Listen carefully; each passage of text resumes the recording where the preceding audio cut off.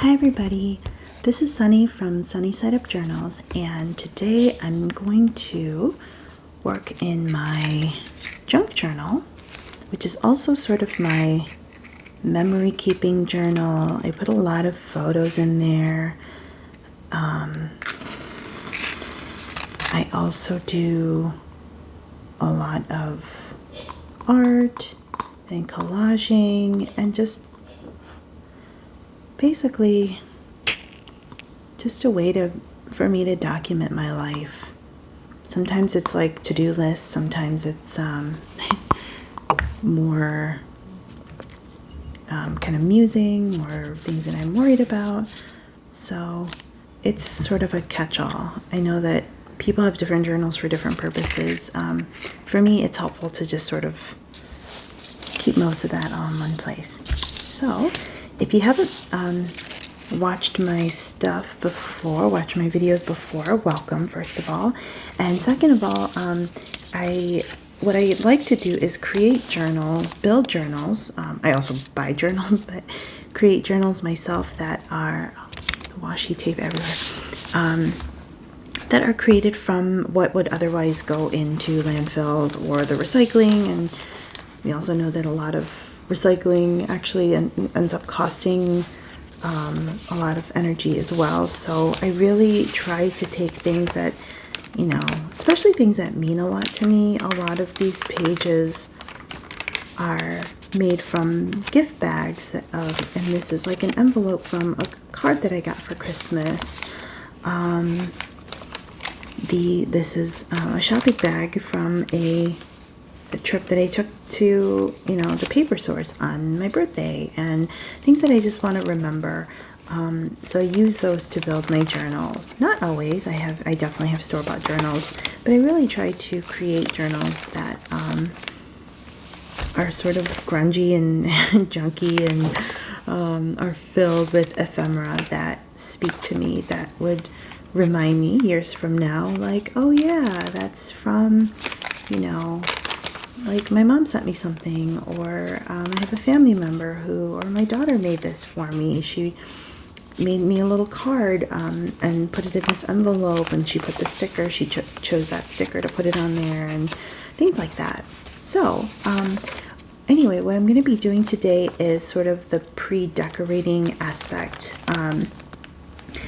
I won't do a flip through because I want to save that for another video, but you're kind of getting an impromptu, like an informal flip through right now. But what I really want to do today is just take you through my process and talk you through in real time as I'm working on it, what I'm doing to pre-decorate my pages. In another video, I talked about why this is helpful for me, so that I can just, when I feel like writing, like yesterday I felt like writing and I wrote all this and this and this, so that I can just come in and write and not feel like, oh gosh, I need to get out all my pens and my paints and washi tape and all of that. Sometimes it's like a writing day, and sometimes it's a decorating day, and today is a decorating day. I do most of my writing off camera because I feel like I don't want to necessarily have a camera on me as I am writing my most inner thoughts, but I'll flip through them and sort of share that. So this was pre-decorated. I feel pretty good about it. Maybe I'll add a little bit of paint to this one. A little bit of that sort of goldenrod to reflect the gold washi tape there. I try to generally keep things in it's sort of like color themes, but then I always dip my paintbrush into the pink and purple, so I think that just is also revealing of what I prefer. There we go. That's not pink or purple, that's goldenrod. That's pretty. Okay. I think I'm just going to leave that, and because this paper is thick enough, I'm going to say it's good, it's fine, and flip it over, and if the other page gets wet, so be it. Okay. There's a fair amount of just like whatever and letting go when it comes to journaling, which I love because I don't always do that in other parts of my life. I think I don't really love how watercolor looks on craft paper, like gift bag, this sort of, you know, like brown paper bag stuff. So I think what I'll do is, let me get out some Posca markers.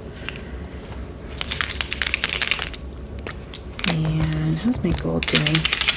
Some of these metallic colors look a little odd sometimes when you first start using them, because it's like all the solvents that are in there that make them look a little...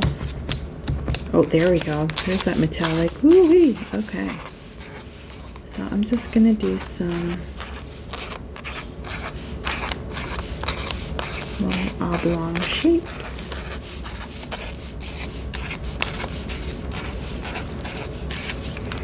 Boop. That feels good.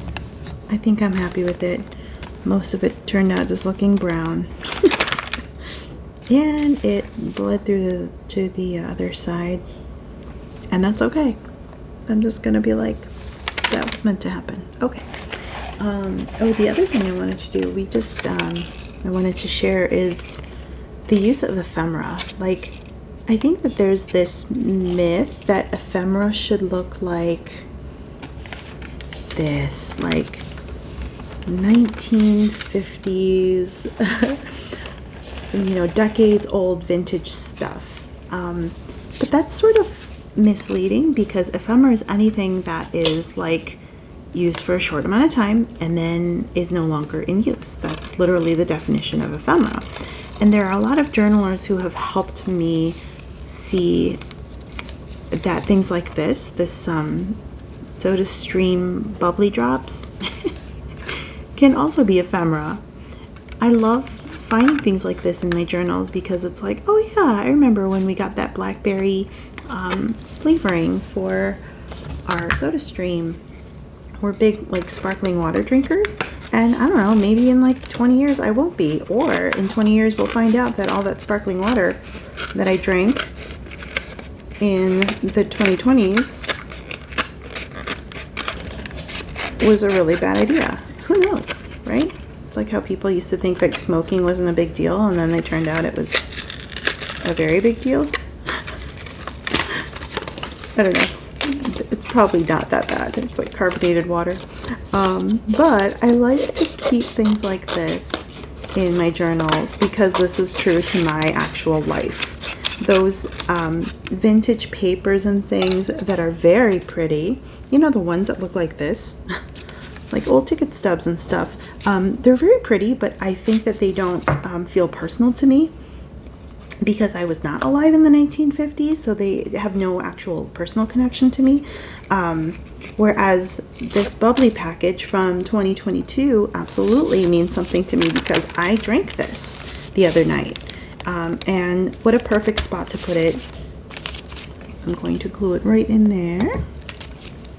And I thought ahead, and I had this glue bottle laying on its side so that it doesn't take me 20 years to squeeze out the glue. There we go. And I'm just gonna glue it down. And that's fun. And this washi tape doesn't want to stay. This candle, by the way, is from Lulu Sugar. I love their stuff. I like the vanilla one the best. This is Holiday Sparkle, one that I got for the holiday season that I'm still working through. But either way, I just love having a candle on. I think it just really changes the environment. It changes how a room feels, and I am really into that. Okay.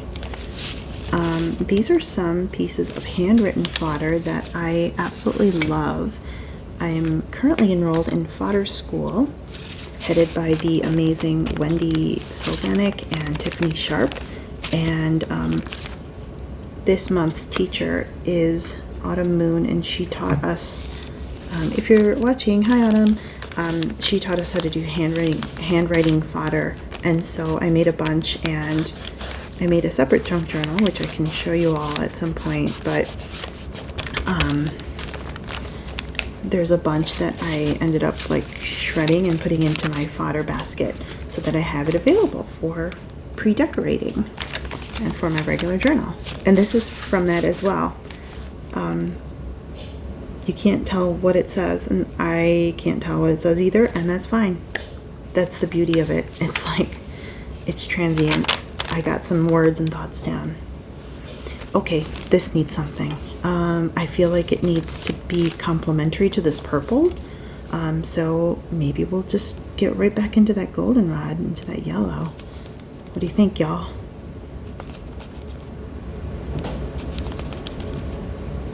I like that. It's really pretty.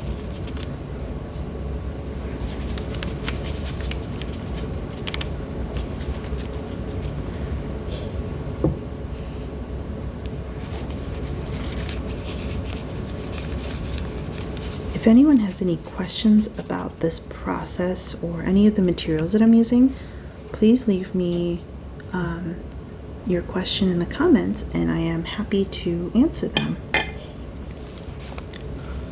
Okay. Alright, so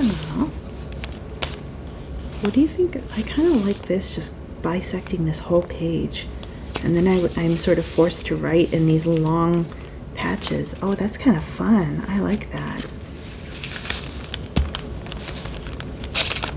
I like forcing future me to think a little outside the box. And by putting a big old piece, I tend to put things in corners, but by putting something like this right smack dab in the middle of the page, I am then forcing future me to have to deal with it and write along these sides, or future me might rebel and say, I don't like that, and just glue something right on top. But at least I've created that challenge for myself. Alright, so we're going to put this here. Having said that, I do, still prefer to put things into corners. I'm a corner decorator kind of person.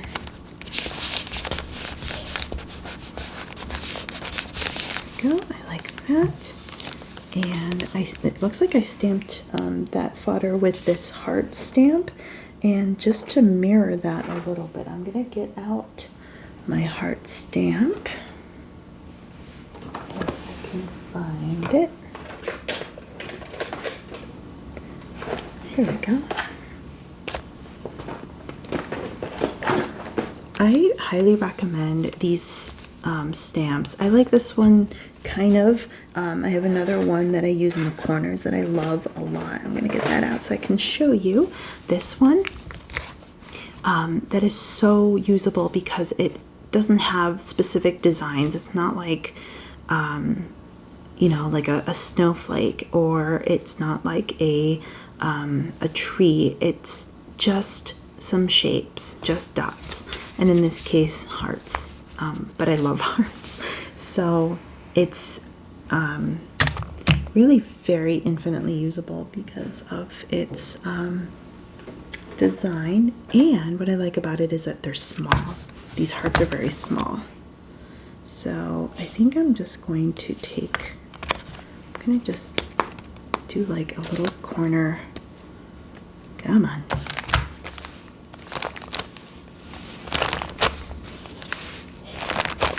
corner work like that.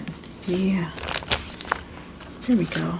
And then I always use my underpaper to get the stamp off, and then it makes my underpaper really pretty. Alright, we'll put this over here. Okay, so that feels mostly good. I feel like I want something right here, don't you? What do you think?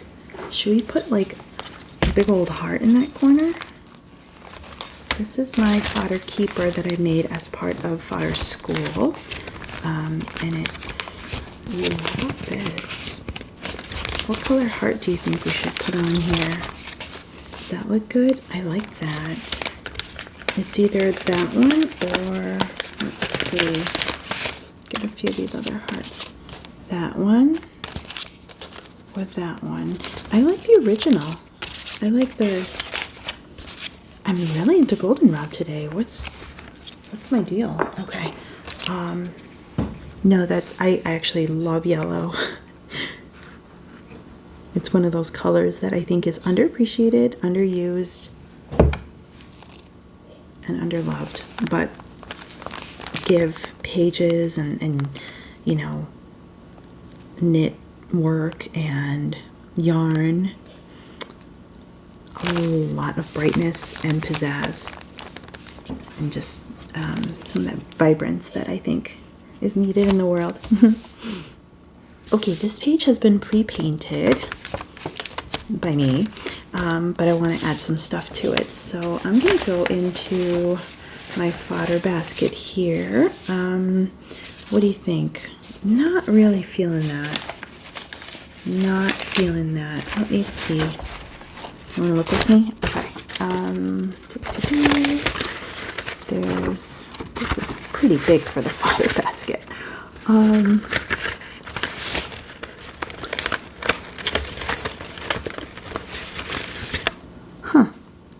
just gonna put that up there. What about this? And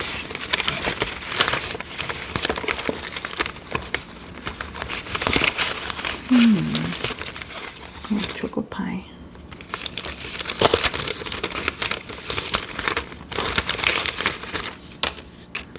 Okay. All right. I pulled out a couple of things.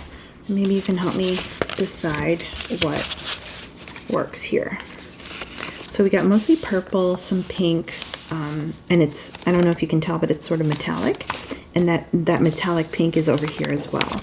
So this whole spread is looking like kind of purpley, pinky, with a little bit of that warm brown and gold here. So how should we do this? This is the same fodder session as this one, so it's got similar colors. What if we do that sort of, oh yeah. Okay, I'm gonna do something. I'm gonna go like this. I'm gonna cut, oh, should I just, what if I do that? Ooh, okay, yeah, I'm gonna do that. All right, so I took a piece of fodder, I folded it on a diagonal so that it's not like, you know, perfect square edges, which I do not like. And I'm just gonna put this here. I'm gonna glue this here, and then on the other page, it also adds a little something onto the border. All right, I like that. If you were like, don't do it, sorry. And if you were like, yeah, that was a great idea, then thank you. I do think it's a great idea. Okay, just gonna, yep. Okay, that feels good, but that's not where we end it, right? I am a layerer. I'm just gonna layer stuff. I like this for some reason. And even though the back of it has been jelly printed, not a big fan of that. It looks kind of messy. I'm just gonna put this on here. This just doesn't fit, does it? No.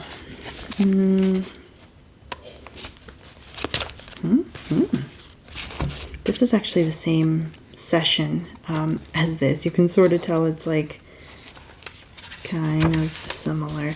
Maybe we'll put this over here. Okay, I'm going to just tuck that in there so we can come back to it. And let's see if I can find, this is another fodder keeper that I have. And what if we do some swatches?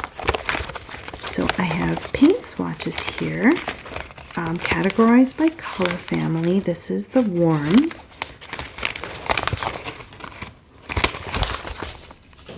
Okay, yes, I'm feeling that. And then maybe another one in the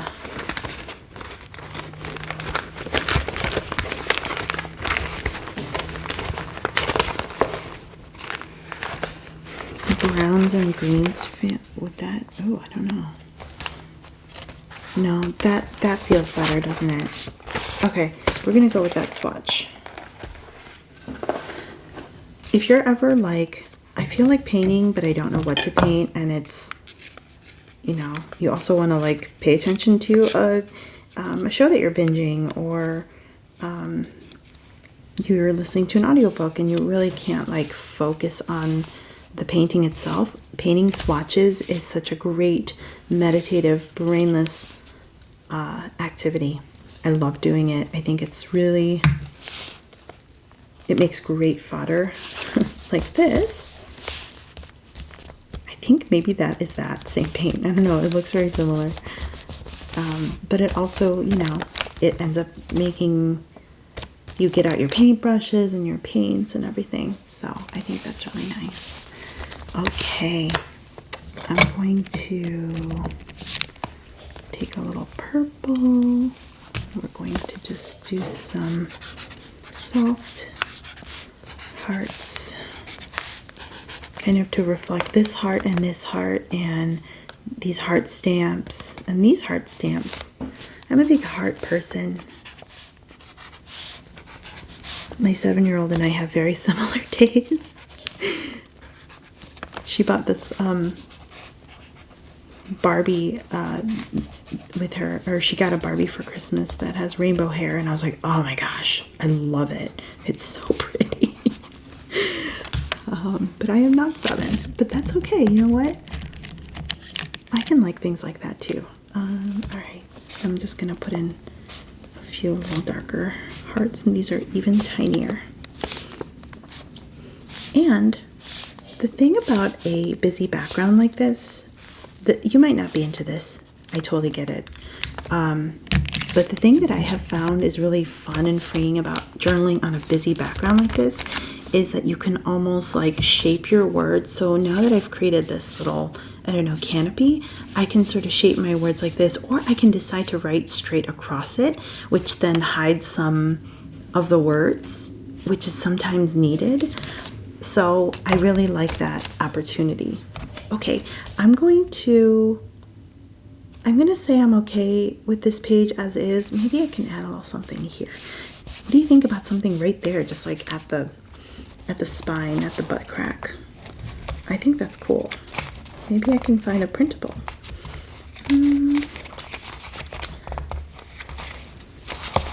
Something that is in this family, or maybe I can put a sticker in that corner.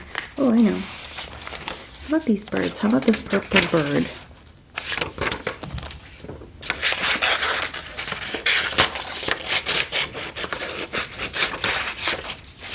Cool. All right, printable. I found this on, oh gosh, where did I find this? This was, I found it on Pinterest, and it was a person's website. Oh gosh, now I feel bad. Can't remember what the name of the artist is that made these printables available. I will try to find it and put it in the description box, okay? Because I can't remember off the top of my head. This is such a cute little printable. I'm going to do this, and then I'm going to let the tail of the bird go on to the next page. There. Love it. Okay, now there's a little something here. So when I decide to write, I can like kind of write like in sort of like a, I don't know, like a flowy pattern like this, and it's not just like, you know, that harsh straight lines, which I'm never a fan of. Let me show you an example where I kind of had to do like this one. I sort of wrote in a swirl.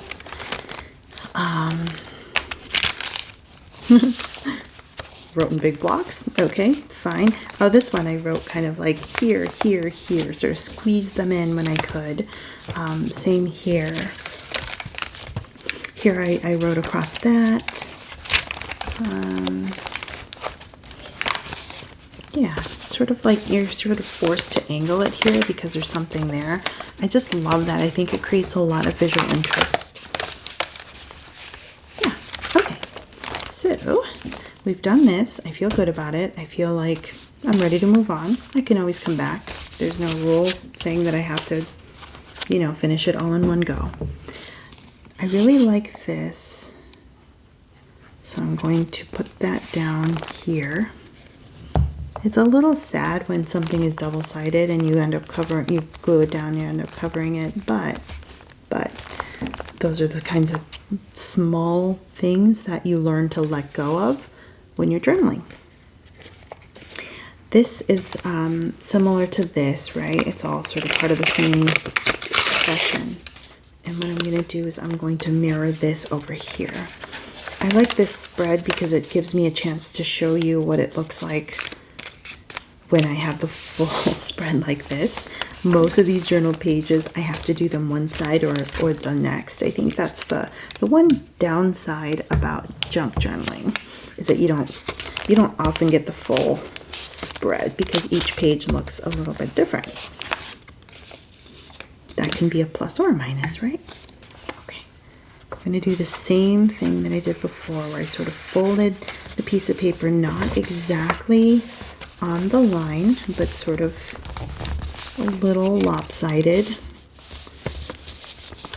intentionally to give it that. And it's a little offset from the edge of the page, which I also kind of like, because then it's like, it's kind of a tag, you know? Okay. What to do with the rest of this page? I feel like it's got a lot of pink and purple, which is great. I love it, but it needs contrast. It needs something. It's got some green here, which I like. Maybe I'll put something very like green here. Oh yeah. Hello. Like little pieces like this that I'm like, why do I save it? Why would I save this, right? And then it comes in handy at the most random time. Cool. Okay, that I like, and it's got this green, greenish blue, like this teal signature, which is nice too, and it reflects that. It sort of mirrors that. That's good. Should I put a little more of this green down here? Yeah, okay. So when I don't do it like this, don't fold it over and make it go to the next page. Sometimes I'll just cut a straight line and then glue that straight line down somewhere. I like it up there. Okay, so let's get that glue. And we're going to do that. Okay. And should we do another one like here? What do you think?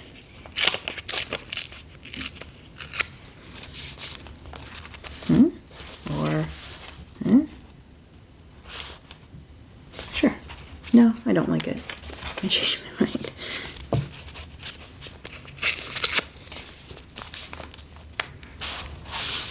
Maybe like here.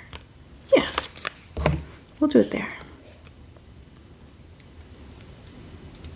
I imagine you out there watching this being like, no, I hate that decision.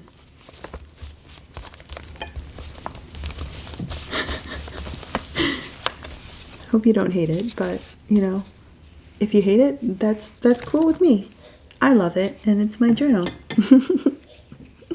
Okay, I feel good about that. I don't know what to do with the rest of this page, so I think, let's see.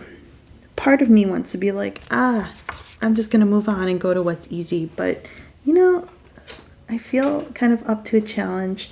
I think what I'm going to do is get out my stamps. That's what I do when I'm feeling like I need more stuff going on. I'm going to use this stamp that I love, and I think I'm going to stamp it in green. What do you think?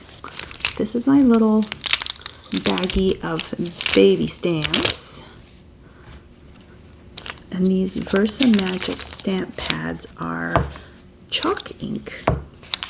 So they have kind of this opaque opacity to it that I think looks really pretty on journal pages. So just do this little.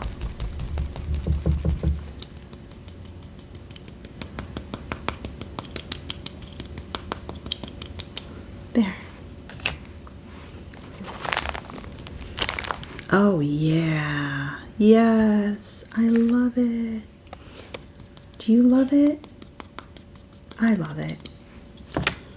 I love how that looks. Oh yeah, okay. And it really brings in these green pieces, doesn't it? Yep. Okay, put that one here.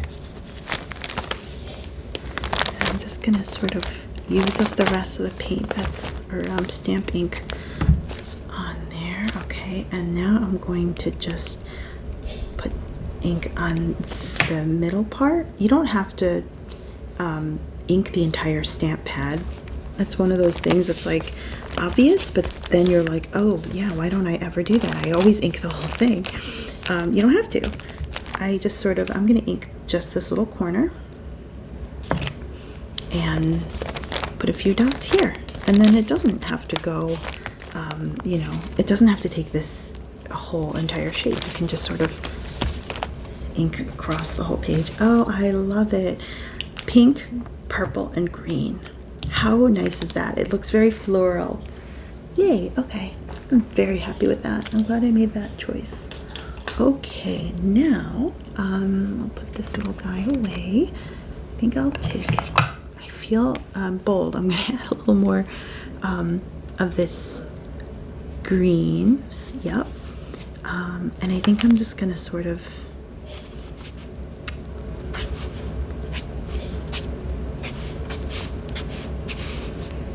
do this sort of, I don't know, lines, mark making, right?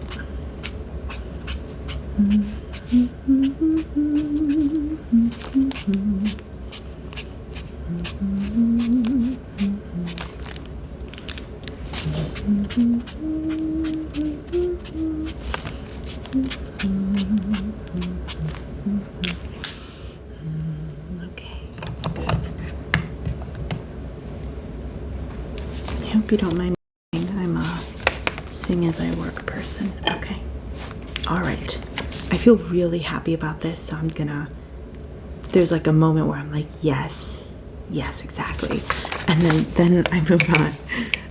Not always. Sometimes I'm like, I'm not happy with it, but I'm just gonna move on because it's not happening today. Today, that page came together real nice, and I'm glad you were here for it.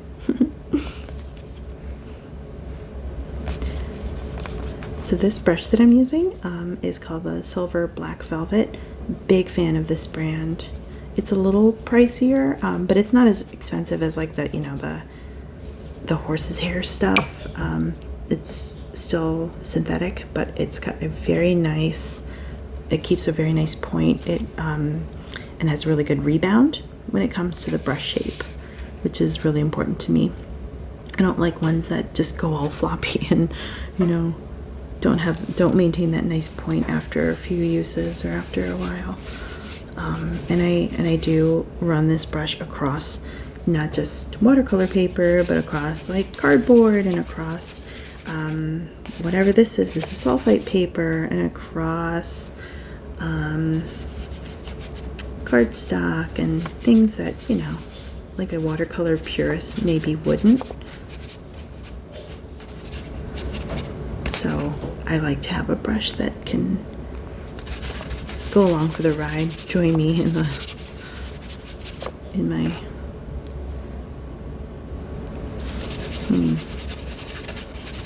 kind of rough usage of the brush is what I'm trying to say. I still take very good care of them. I make sure that I dry them point down, or at least lying flat. Not upwards, right? Because then it'll the water will seep into this part.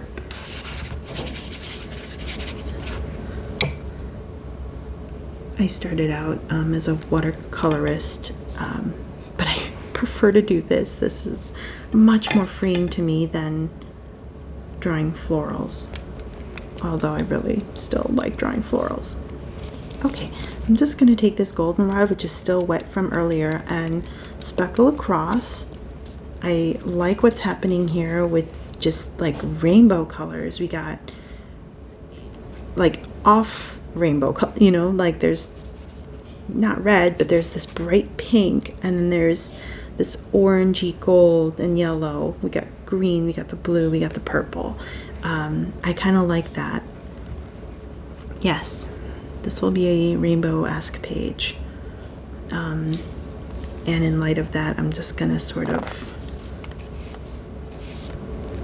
swatch rainbow colors directly on this page. There's one. And let's get that goldenrod in there. Yep. And a little of that yellow, some of that green. The blue that I was using on this page, I'm going to use that again and do that. And it's okay if they start flowing from one to the next. That's the beauty of watercolor, folks. So we are not worried about it. I'm not worried about it. And there's that purple that sort of looks like that. Okay, yay. And I'm gonna tilt this just to encourage a little bit more movement of the pigments from one to the next. Cool, I like how that turned out. Glad you were there for that too. Okay, so I think I'm gonna get out my drawing tool and dry that.